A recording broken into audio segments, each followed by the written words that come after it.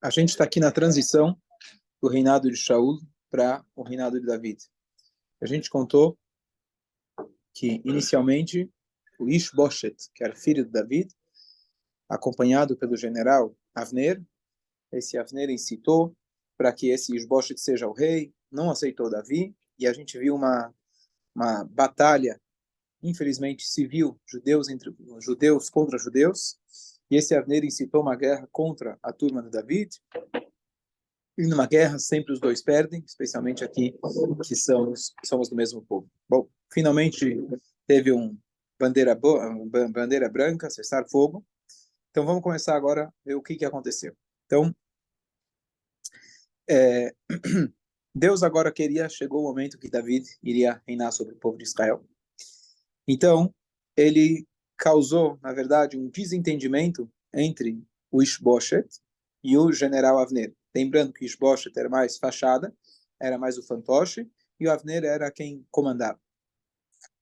O Ish-Boshet, a gente falou que ele era uma pessoa humilde, pessoa que estudava a Torá, não estava interessado em tudo isso, mas esse Avner estava sempre usando a figura dele. Ok. Depois de 2 anos que o Ish-Boshet já estava reinando, Hashem, ele fez que ele se desentendesse.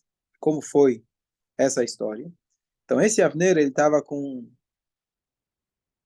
seu orgulho lá no alto. E ele, então, decidiu pegar para si uma ex-esposa do rei Shaul.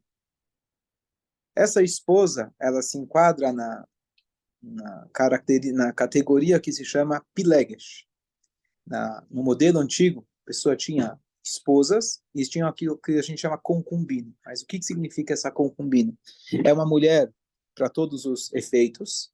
A única coisa que se fazia esse casamento e ela não tinha os direitos da Ketubá.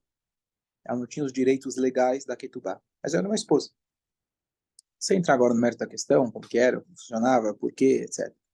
Mas ela chegou a ser uma esposa do rei. Existe uma regra que alguém que se casou com o rei, uma mulher, nunca vai poder se casar com mais ninguém. Ela é exclusiva do rei. Isso é uma lei da Torá. Então, esse Avner, pensou, bom, o rei morreu, e agora eu sou uma pessoa de poder, e para poder agregar no meu poder, eu vou me casar com essa esposa, Pilegesh, essa esposa essa viúva, o Avner, sim. Mas ela era viúva, né? Não era ex-esposa. Não, sim, mas mesmo viúva. Uma vez esposa de rei, não pode se casar com mais ninguém. Seria um desrespeito ao rei. Falei. E ele pensou, bom, o Ish-Boshet, ele é fichinha, eu boto ele no bolso, ele é o cara que eu uso para tudo. Ele não vai se incomodar. Só que ele cometeu um erro muito grande, tanto perante Deus, tanto perante a esposa e até o filho, que ele sentiu que a esposa do pai dele tinha sido profanada. E eles começaram a discutir, e ele protestou veementemente, e o Avner não deixou barato. O orgulho dele não permitiu, e eles começaram a discutir, até que o Avner fala, eu vou trocar de time. Conhece esse tipo de chantagem? O Ish-Boshet, que normalmente é uma pessoa humilde, tentaria colocar panos quentes, acalmar e etc., não se acalmou, não perdoou, e o Avner, então, ele decide mudar de time. Então, antes da gente continuar, toda a ideia aqui do Tanakh, a gente extrair mensagens para o nosso dia a dia. Então, todo o início dessa divisão entre o povo não foi por um bom motivo. Qualquer divisão, de maneira geral, não ser que seja, a gente fala no Pirkei Avot, toda machloket, toda discussão que é por um motivo dos céus, ou seja, por um motivo ideal, então ela vai se concretizar. Por exemplo, as machloket do Shammai, do Hillel, as discussões talmúdicas. Agora, discussões que não são de Shem Shammai, são pelo seu próprio orgulho, a linguagem é que elas não vão se concretizar. O que significa isso? Shammai e Hillel não concretizam nada, discutem ideias. Tá bom, um deles ganha a halakha. Mas o conceito é que quando você tem uma discussão e o motivo dela não é pessoal, e sim ideal, é um motivo de como servir a Deus melhor, ela vai se concretizar. O que significa isso? Que os alunos do Shammai e do Hillel não eram inimigos. E o que significa é que ambas as opiniões são verdadeiras. Tá bom, no final das contas você vai seguir uma. Quando se trata de uma divisão que ela não foi de Shem Shammai, então ela mesma acaba se autodestruindo. Isso a gente vê a tendência em todos os povos que tentaram nos destruir e todos aqueles que se separaram por motivos egoístas, algum momento, todo aquele grupo que se juntou só para brigar com o fulano, né? Você quer fazer um amigo, como você faz? Gera um inimigo em comum. Eu e você odiamos o terceiro. Essa é a ideia do Lashon Hará, infelizmente. O que é Lashon Hará? Eu ganho crédito na nossa amizade falando mal do terceiro. Esse é o crime do Lashon Hará, entre outros. Então, o que acontece? Bom, agora somos amigos, temos um ideal em comum. Nós somos o time do Ishboshet, não do Davi. Bom, começa tudo bem, maravilhoso. Todo mundo se junta para ir contra uma causa. Agora, passou um tempo, a coisa se acalmou. Uma vez que a luta toda é pelo ego, o ego vai tomar conta. Ele vai se destruir sozinho.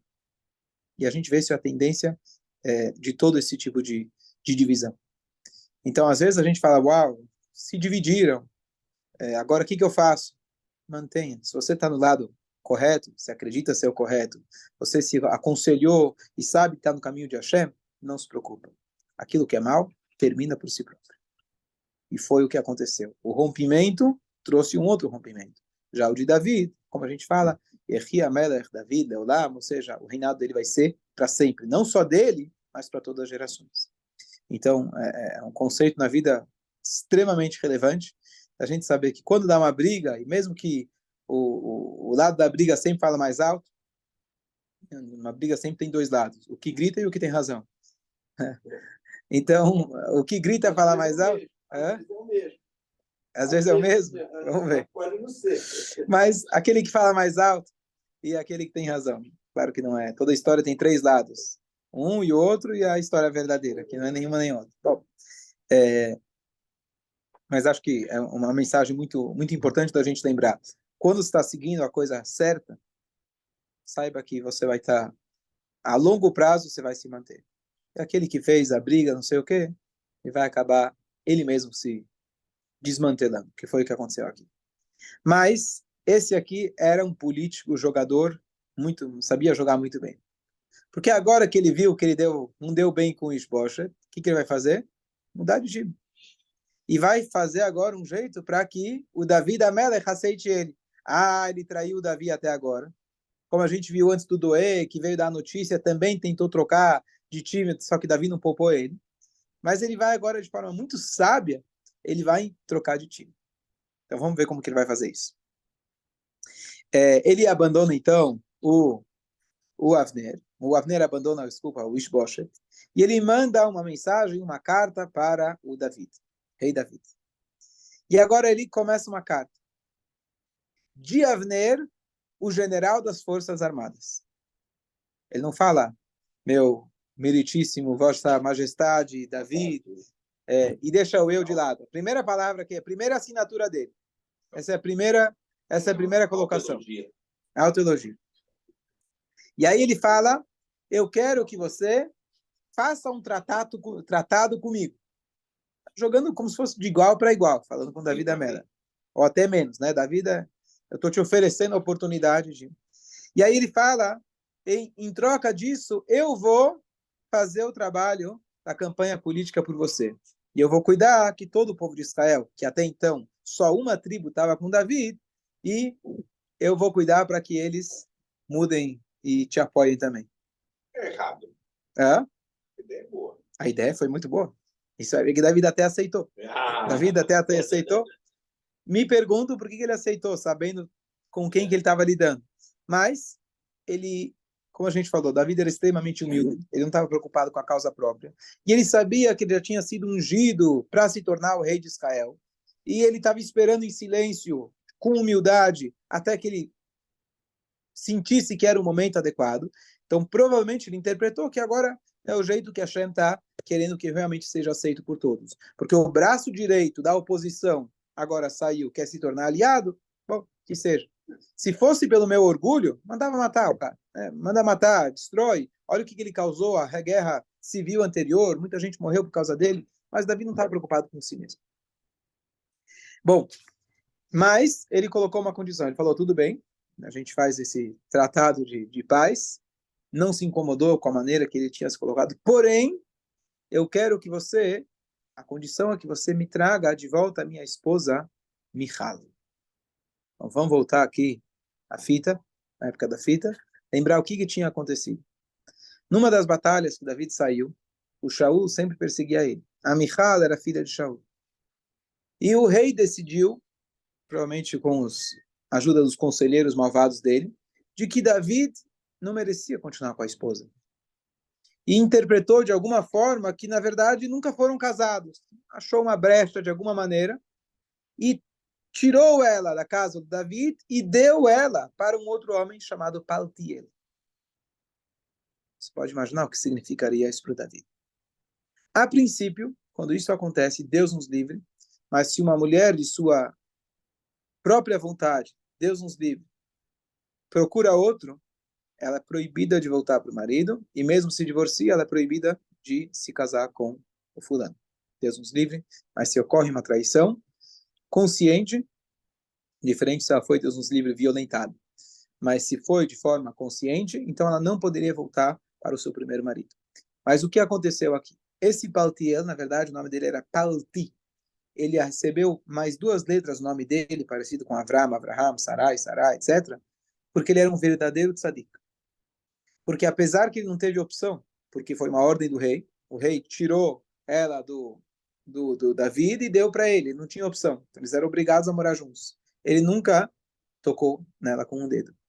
E nisso ele foi elogiado, inclusive, mais do que o próprio Yosef. Quem lembra a história do Yosef? Ele tinha a história que a esposa do Potifar todo dia provocava ele. No caso de Yosef, ele tinha certeza que era um pecado. Então, digamos assim, é mais fácil, entre aspas, de você se abster. Aqui ele não tinha certeza. Rei Shaul, se ele mandou, ele é um tzadik. Se ele fez isso, ele fez com o apoio dos grandes sábios. Ele estaria livre de consciência em dizer que, bom, não é meu problema. Segunda coisa, não foi um dia, um momento. Ele morou com ela na mesma casa, sozinho, por um bom tempo. Mas Davi, ele foi informado de forma profética de que ela realmente estava pura e ela poderia voltar para casa. E nesse caso, poderia até dizer que não foi por consentimento dela, ela foi forçada pelo pai. Não é exatamente o caso comum dela ser violentada, mas o pai que colocou nessa situação. Então, o Avner respondeu que ele iria conseguir que ela fosse de volta. O Paltiel devolveu ela.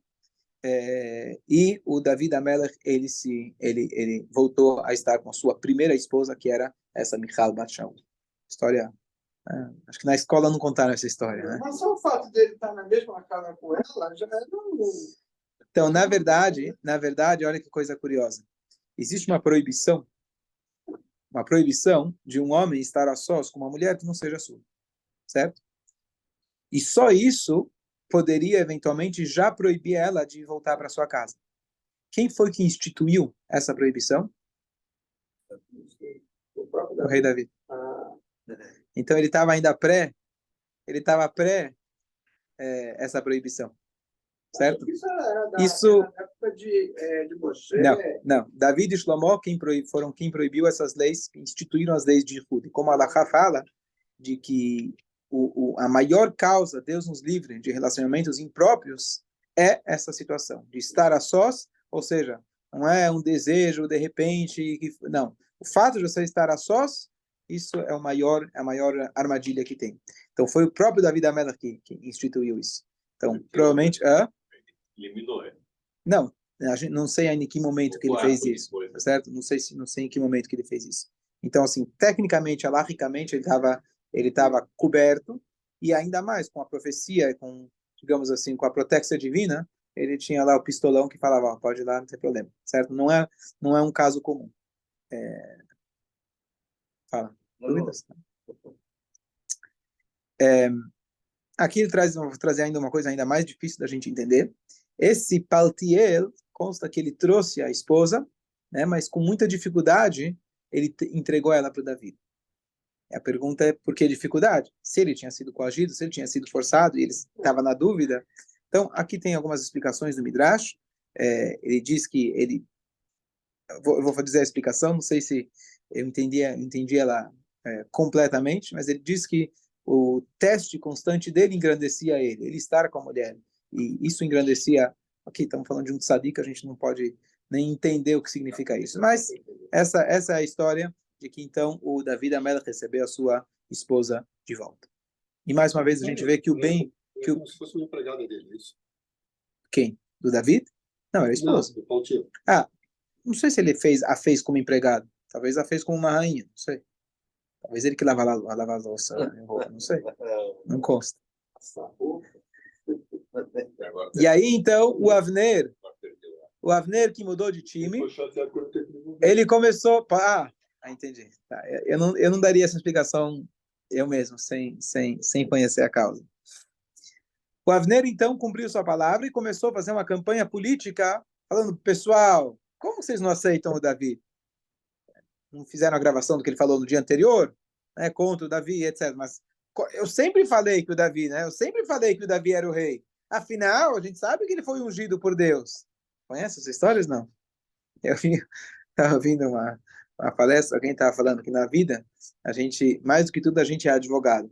Não somos intelectuais, analistas. A gente não quer analisar as histórias. A gente já tem uma história, já tem uma posição, e a gente vira advogado para poder proteger as nossas posições. Essa é a tendência humana. Ninguém está aqui analisando de forma imparcial, saber qual que é a verdade. Bom, então, ele começou então essa campanha para convencer o povo de Israel, e como ele era um poder político-militar muito grande, ele realmente conseguiu mostrar para as pessoas que o verdadeiro rei é Davi. Óbvio, como a gente falou, força divina, intervenção divina, que causou essa discórdia entre os dois, entre o Ishbosheth e o Avner, para justamente agora poder fazer com que o povo aceitasse o Davi como rei. Chegou o momento agora dele se tornar rei. E os únicos que negaram eram o pessoal da família, da tribo do próprio Ishbosheth. Compreensível, né? Eles tinham um parente lá que era o rei, não vamos perder essa oportunidade. Eu não diria privilégio, que um rei de Israel, tzadik, não daria privilégio, né? Trataria todos por igual. Mas, talvez a honra familiar, alguma coisa assim, eles ainda não aceitaram, mas conseguiram agora já o consentimento de todas as outras tribos, além de Binyamin, nada mal. E ele agora se dirigiu para Hebron com 20 pessoas importantes, que seria a comitiva oficial para recepcionar o novo rei, agora aceito por todos. O Ishbosheth ficou na dele, ele nunca teve problemas. Fica à vontade, senta aí, aproveita. O Ishbosheth ficou na dele, ele não tinha problemas nenhum. Mas ele aceitou? Não falou, não fala se ele aceitou. Sim, eu preciso ver se está escrito textualmente, mas ele realmente não teve problema nenhum. Tem mais um detalhe, aí sim, que o David Amelech, quando ele foi conseguir de volta a Michal, ele ainda pediu a permissão para o Ishbosheth, que seria irmão dela pelo parte de pai, ou seja, eles estavam em contato, eles não tinham problemas entre eles. O que muitas vezes acontece, dois grandes líderes, quem briga são os alunos, os líderes estão em outro mundo. Temos 30 segundos só para passar rapidamente. David Amelech, ele teve 6 esposas. Eu queria rapidamente contar quem foi cada uma delas, vou contar no próximo shiur.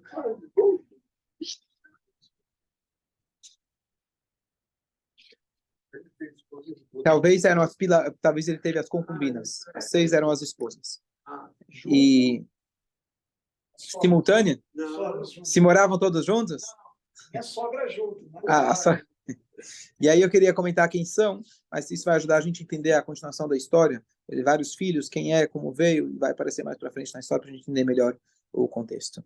Boa tarde a todos. Quem levantou a mão aqui?